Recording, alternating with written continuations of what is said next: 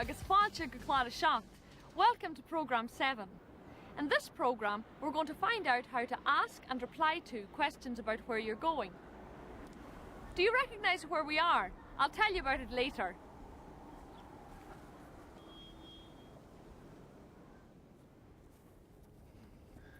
So let's start off with the question. Cúil tú gál? Where are you going? Cúil tú gál? Cúil tú gál? Cúil tú gál? Cúil tú gál? Cúil tú gál? Where are you going? Let's look at some of those again and a few new examples. Cúil tú gál? Cúil tú gál?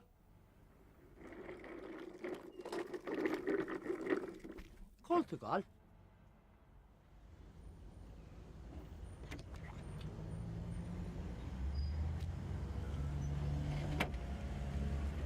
Níomh, cúil tú gál?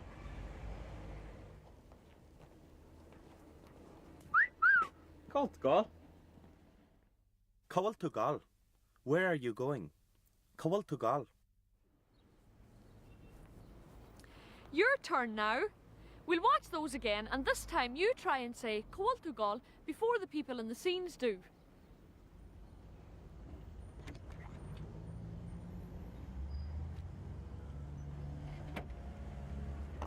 Níomh, cúil tú gál? Tá gál go Mallorca. Slán. Cúil tú gál? Tá gál amach. Cúil tú gál? Tá gál go dín fón.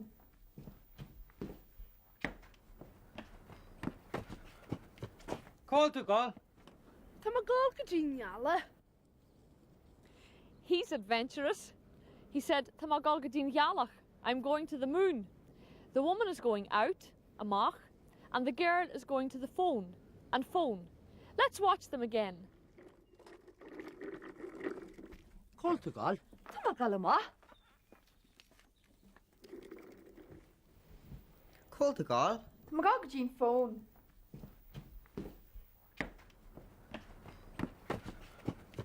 Cúil tú gál? Tá gál go dín neala.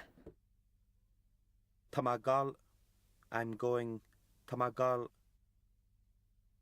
Tá má gál amach. I'm going out. Tá má gál amach. When saying where you're going, you may need to use go, to, or gajian, to the.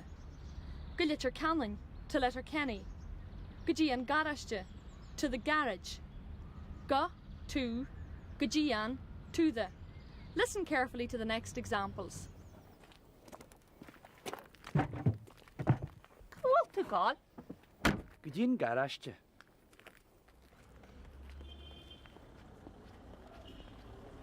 Aráine, go te má tete?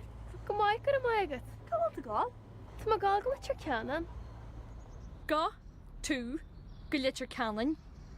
Gajian, to the. Gajian garashte. Let's watch those again. Cúil tú gál? Go dín garaiste.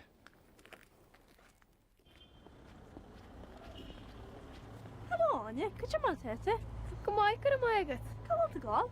Tá gál go letir ceannan. Tá má gál go letter canning. I'm going to Letterkenny. Tá má gál go letter canning.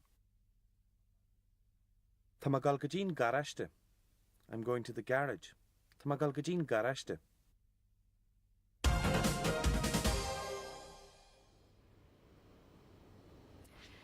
I'm an Ard Glass in County Down, an Ard Glish.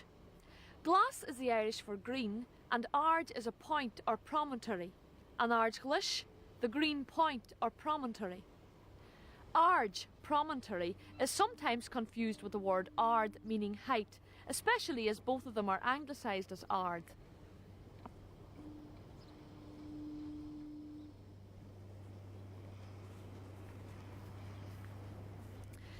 Apart from green, many other colours appear in place names too. For example, Gorum, blue, Dhu, black, Jarag, red, Bon, white, and Bui, yellow. Look out for them in the following lug animnacha. Na cruach garama, the blue stacks or ricks. Bala Hamish Riv, Town of Black James. Cashlan na Jirige, Castle of the Derrig or Red River. And Straban, the White Holm or River Meadow. Bala Ahabui, Town of the Yellow Ford. An Ardglis has been a famous harbour since the early Middle Ages. The Normans were so protective of it that they built 5 castles to defend it.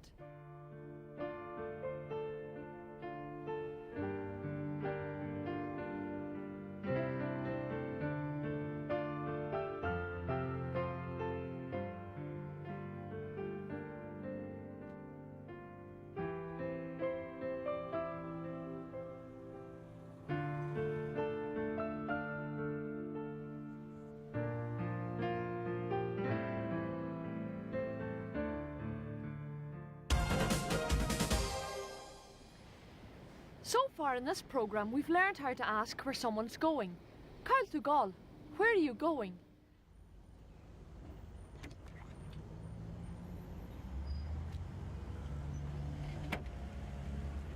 Niamh, Call to Gall.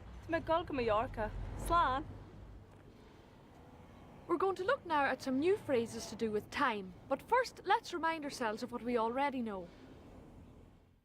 A hínachlog. A dáchlog. A tríachlog. A ceathrachlog. A cuideachlog. A séachlog. A seachtachlog. A hachtachlog. A níochlog. A deithachlog. A híndeagachlog. A dódhéagachlog. When someone asks you Kajin Tamatashe, you might want to say that it's almost a certain time. Tashe Choravé, it's almost. Tashe Choravé.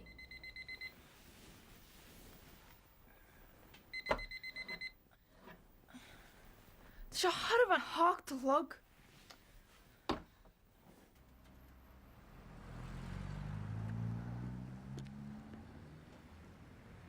Cajin Tama Tasha.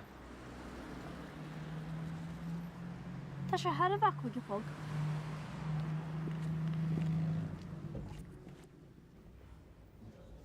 Go me leisceal, go dtí támata se, Oh, tá sé Harb a déithlog. gur maigad.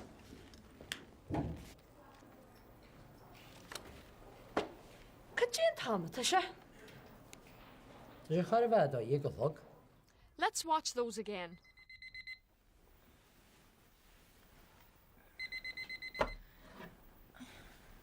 Tá sé harh an hácht lug.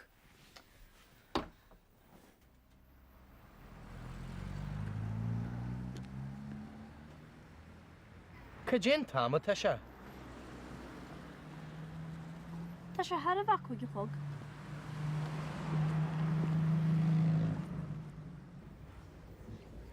Go me leisceal, go dtí támata se, Oh, tá sé Harb a déithlog. gur maigad.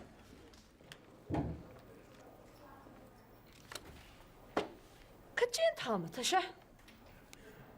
Tá sé charbhad á dhéagachlog. Tá sé chorabha. It's almost. Tá sé chorabha. Tashe Choravé Hochtachlog. It's almost 8 o'clock. It's quite common to drop the achlog at the end of the sentence, but you'll hear both. Next, it's an Ballamore. If you remember, last time Deirdre was on her way out to meet Shan against her mother's wishes. Let's see what happens. Look out for Cathugaji, 1:45, Cathugne, 1:15, and Lehagne, 1/2. Call to a call. A bháile Anish? Tá sé Harbh dá dheag. Tá sé cear go tíad áag. Scrúdú maidjin. Ah!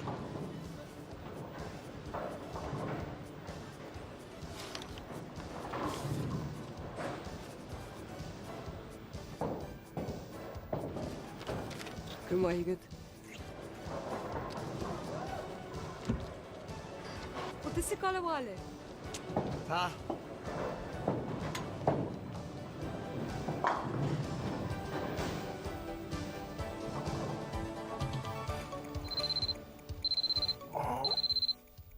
Oh, Karen, you hot.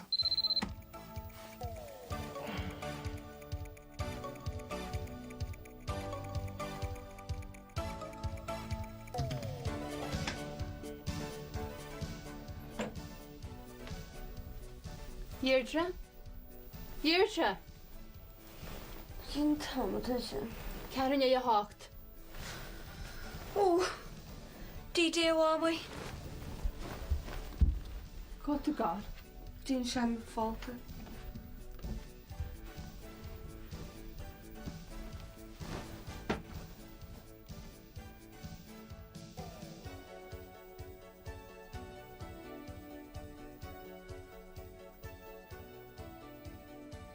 Sean Hammond.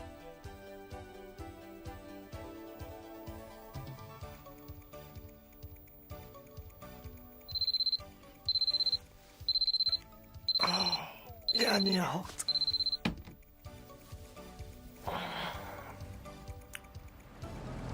Mór, Mar higad. chu an am den was? Tá cata go dé nuí. Oh, Karen, good you know.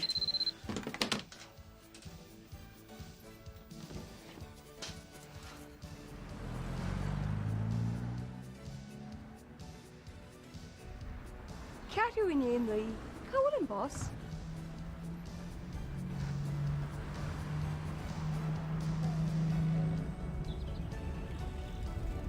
Taxi! Buíhas le dia.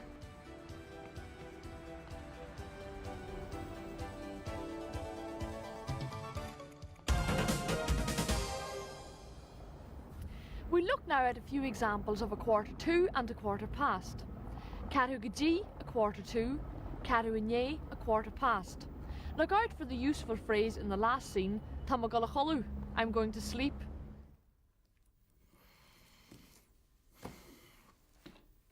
Oh, tá sé cearan í chuig.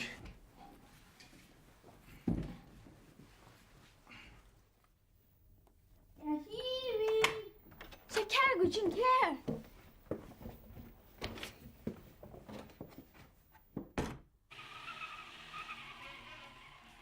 Tá sé ceara go dtí dó dhéag. Tá má go le hála.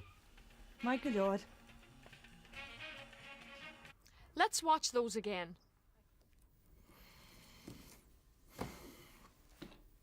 Oh, tá sé cearan í chuig.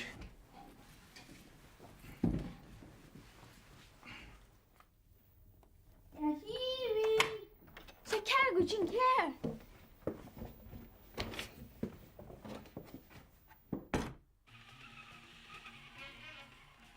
Tá sé ceara go dtí dó dhéag. Tá sé ceadú go dtí dó dhéag. It's a quarter to 12. Tá sé ceadú go dtí dó dhéag. Tá sé ceadú né chuig. It's a quarter past 5. Tá sé ceadú né chuig. We'll now listen to the Connacht and Munster versions of Catu gaji, Catu inye, and Lehane. You're not expected to remember these, but if you come across them, you'll know what they mean. Cear gon cúig. Cear is a cúig. Gus leabhar sa cúig. Carúch na cúig. Carú tris. Lehor tris. Let's have a look at some more examples of what's used in Ulster, and look out for Lehane, half past. Cóil tú gáil? Tá má gáil má? Céan táma tá sé? Tá sé Harvey ceanné hín. Go me leisceal. Céan táma tá se? Ó, tá sé ceara go dtí dó. Gur mai higad.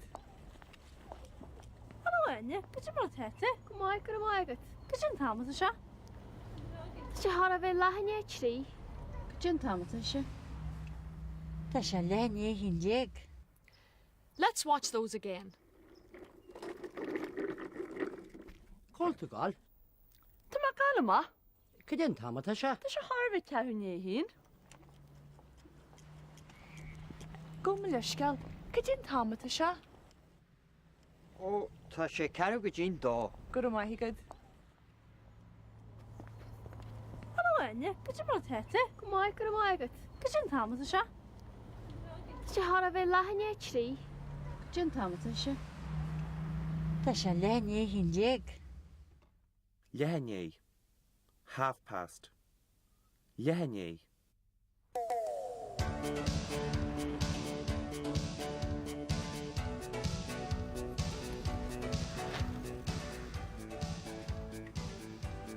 Cuig fant le a hall.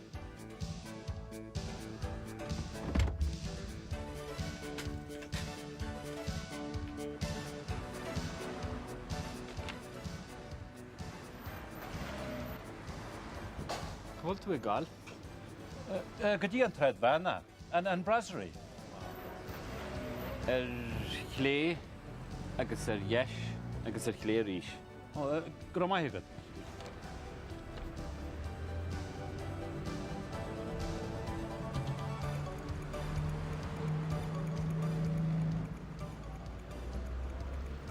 Gwmyn ysgael, cwyl yn brasserie. Go sí sa tráid a bhfuil a fiche Gyda tam o wasglu yn si. ag i hín díag.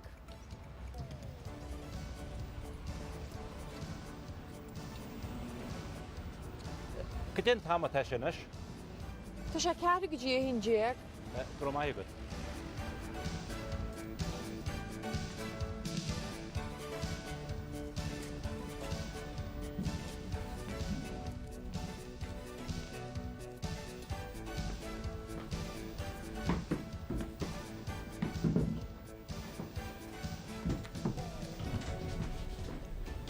Hello.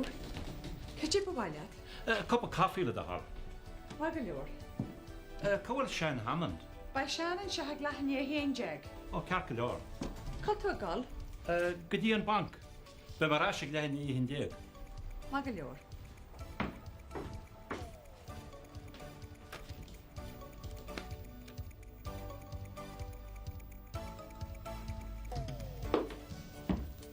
Gwmyn ysgael. Gwmyn ysgael. Groma hefyd. Cyd i'n bank? 3 filiwn.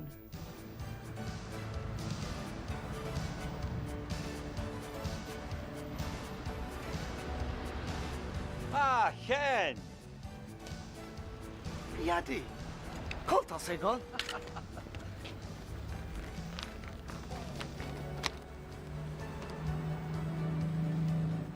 Bad bre. Wal? Wel dy tart na wale? Níl. Ní maile man iskracht.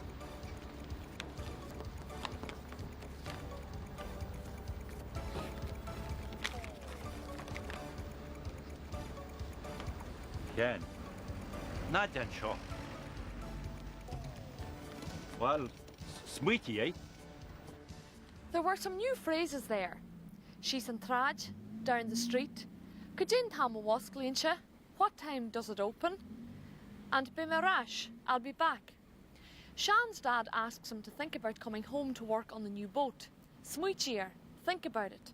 Smuichier. Let's watch it again.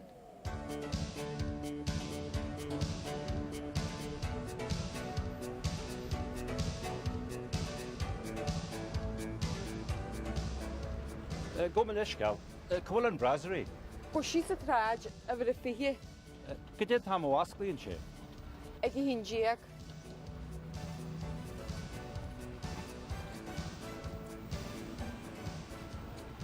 Gyda tam o tesinys. Tá sé ceara go dtí a hín díag. Groma hefyd.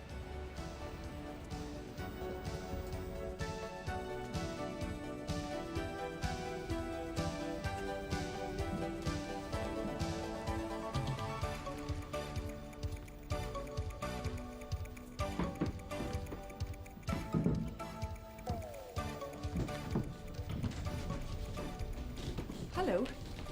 Cyd i bwaliad? Cup of coffee le dahar. Wag yn liwr. Cwyl Shane Hammond. Bai Sian yn siarad lachni a hen jeg. O carcalor. Cod o gol? Gyda yn bank. Be mae'r asig lehen i hyn deg. Wag yn liwr.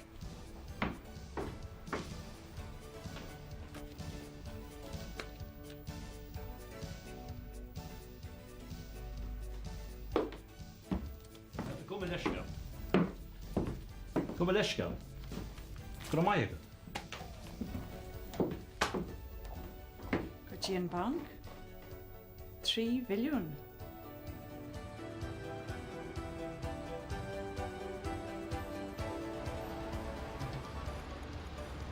Ah, Chen! Iadi, coltas é gol?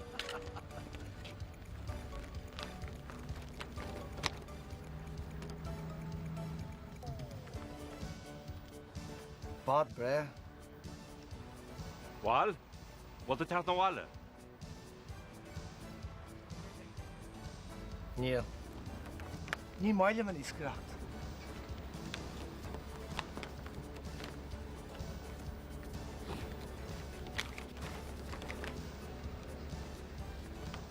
Ken. Na den seo. Bháil, smuoiti é? Maigil leo. Cóil tú gáil? Dín brasri, tá sé chora bhí leanní a hindeag. Ó, Michael Orwell.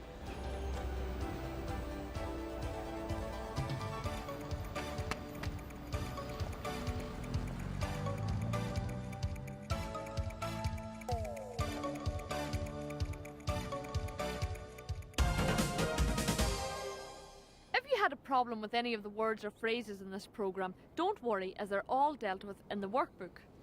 Next time, we'll take a look at work, so don't forget to tune in. Until then, Gajishan, Slán.